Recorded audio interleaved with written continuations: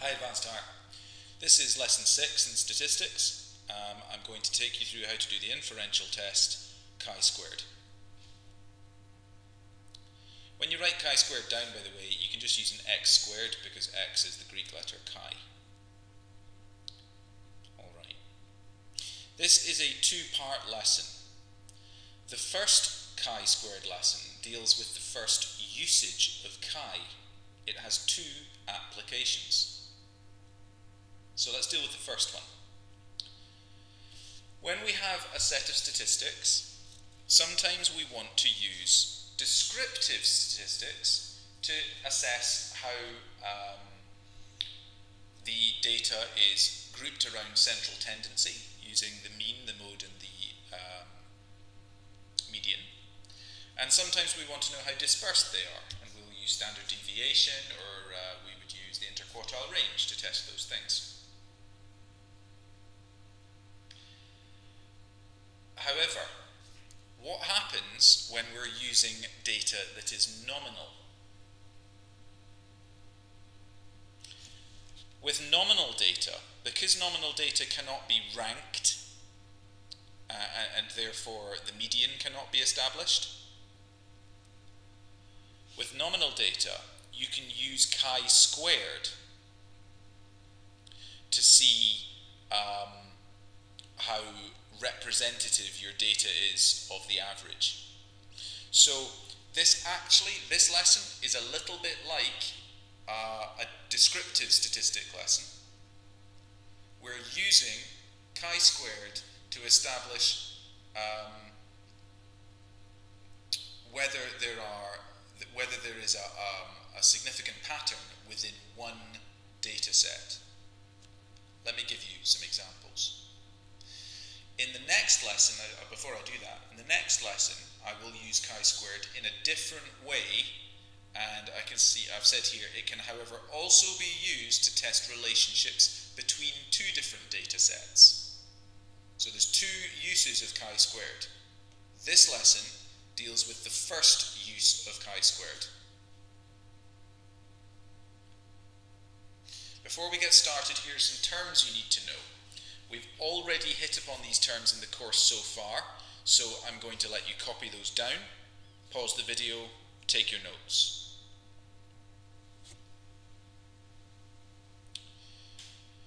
So here we have a chi-squared test with one data set. The data set I'm measuring is the number of days in the year in Dunfermline when the wind blew to the north, to the east, to the south, or to the west. This side of the table could be a number of different nominal data sets. For example, it could be cars that are blue, that are red, that are yellow, that are green. It could be stones that are angular, that are subangular, that are rounded, that are subrounded. We're using wind directions. But whatever you put into this column should be a nominal classification. And in this column is the frequency of times that this event took place. So how many times was the wind blowing to the north? 93 times. How many subangular pebbles were there? There were 93 instances of subangular pebbles. Okay. We want to test whether there is a clear prevailing wind over the year or not. So what we're doing here is we're looking at one data set, just one set of numbers. There's not a second column of numbers over here. We're not looking at wind direction in two different countries or two different cities. We're just looking at one data set, and we're trying to establish if of these numbers, one of them is clearly the dominant one. Or we could, just to go through those examples again, of the angularities of stones, is one of them clearly dominant? At first you might say to yourself, well, yeah, obviously, wind blowing to the west is because it's the largest. But as Kai will reveal to us, it's about showing how closely the data is grouped around a central value. So, first of all, we need to set up our hypothesis. Your null hypothesis, your NH or your H0, however you like to write it down, is that there was no clear prevailing wind, that none of the wind directions was the prevailing direction. None of the pebble angularities was the prevailing pebble angularity. None of the car colours was the prevailing car colour, and so on. Step 2. You draw up a table that looks like this. Now, if I was you, what I would be doing is drawing this out in your notes. O is the observed frequencies. So this is the number of days that we recorded what it is that we're recording. And E is the expected number of frequencies. We'll get into that momentarily. N is the number of rows in the table. N is always the number of rows in the table, or the number of samples taken. So N equals 4. We need to consider, to calculate E, this point here. If there was no prevailing wind, consider that for a moment. If there was no prevailing wind, if there was no prevailing stone angularity, if there was no dominant car colour, then all the wind directions, all the car colours, all the angularities would be the same, because they would be balanced. So what we do is we add up the O values and divide by 4. In other words, we make an average. And that gives us this. The number of rows is 4, the sum value of O is 340, and when we divide that by 4, we get the average, the mean, which is 85.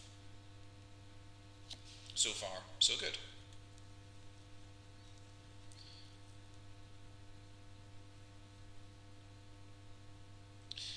If you've done the E values correctly, you can actually check, because they should sum to the same value as O. So that's a nice little checkpoint for you.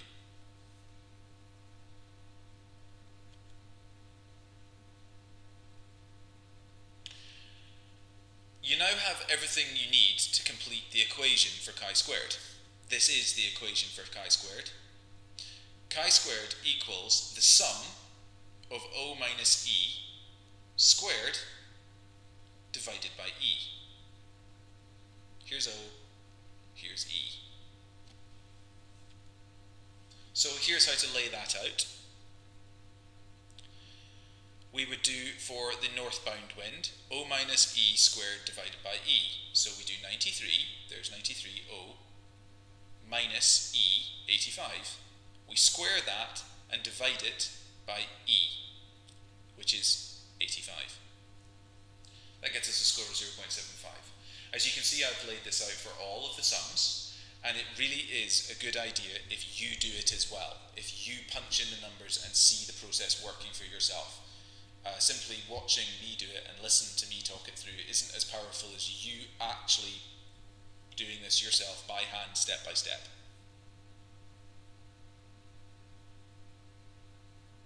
Okay. Then what do? We take our values we've just calculated and we sum them. That means add them up. You can see I've done that here.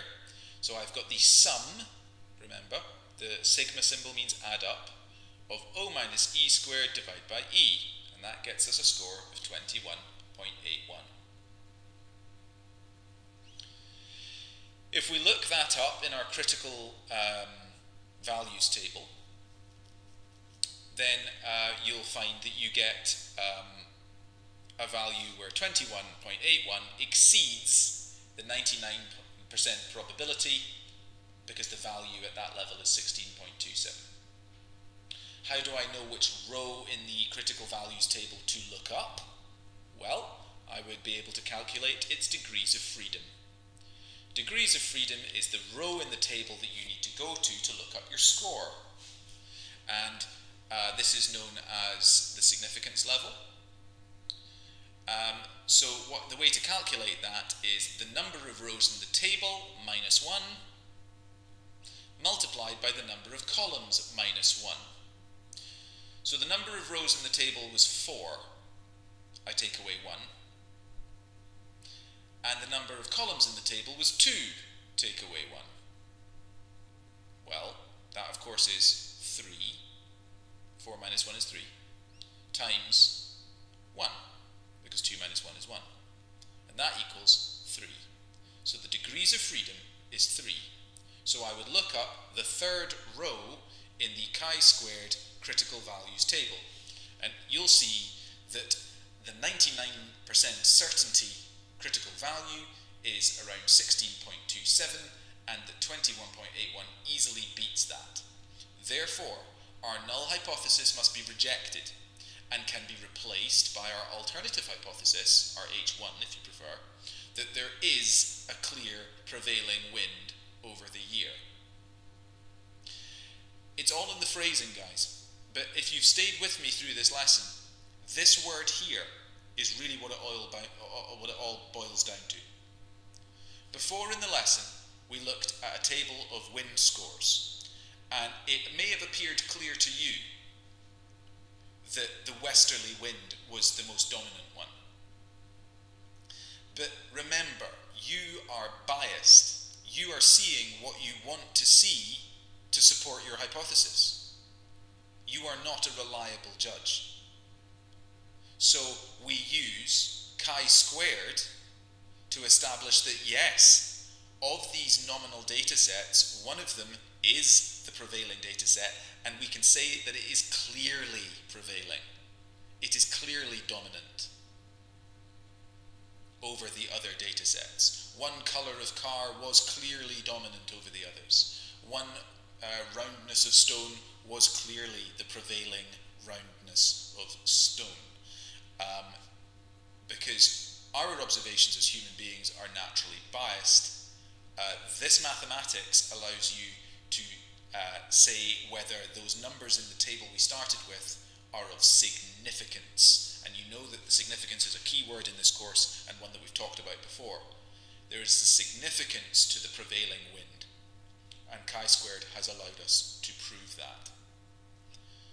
Last point that I would just like to remind you of is chi-squared, when used in this way, is a very useful test for nominal sets of data, where you are dealing with just one set of data that is nominal. You can say whether that there is a dominant value within that